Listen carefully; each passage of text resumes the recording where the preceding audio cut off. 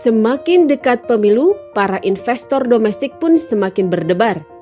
Apa yang terjadi kalau bukan pasangan calon jagoannya yang terpilih? Tapi apa juga yang dilihat oleh investor asing? Berikut analisis pasar dari Reni Raharja, Eksekutif VP Intermediary Business, Schroder Investment Management Indonesia. Memang kita ngelihat kalau dari bulan 10 itu sebenarnya yang masuk lumayan signifikan memang investor asing.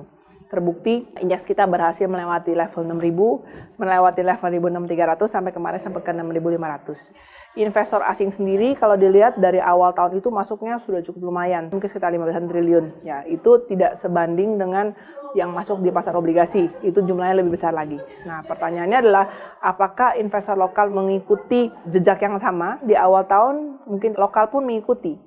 Tapi lokal sendiri melakukan pemilihan saham yang agak sedikit berbeda dengan asing, di mana banyak dari investor lokal kita lebih memilih saham yang medium dan saham small yang memangnya diharapkan bisa memberikan return lebih tinggi. Memasuki 1 minggu menjelang pemilu kita, memang ada dari investor lokal kita wait and see. Dalam arti mereka masih ingin menunggu sampai dengan nanti benar-benar ada kepastian, tapi sebenarnya justru kalau kita lihat momentum saat ini sebenarnya fundamental set untuk ekonomi Indonesia sebenarnya boleh dibilang baik. Tapi memang tidak bisa dipungkiri bahwa yang namanya sentimen pemilu itu kadang-kadang membuat terutama investor lokal kita kadang-kadang mereka mau ambil posisi amannya. Tapi kalau kita ngelihat investor asingnya justru yang lebih agresif untuk masuk ke pasar modal kita terutama saham dan obligasi. Kalau asing ada satu, stability dari sisi kita punya growth.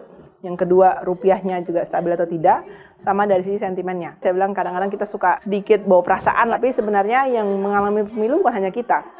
Negara lain pun ikut mengalami pemilu dan dengan kondisi yang sama. Yang kalau kita lihat adalah yang perlu dijaga adalah fundamental dan pertumbuhan kita. Jadi siapapun yang menang, kalau ternyata pertumbuhannya masih bisa dijaga, tentu ini akan menjadi pilihan paling utama ya untuk mereka tetap invest.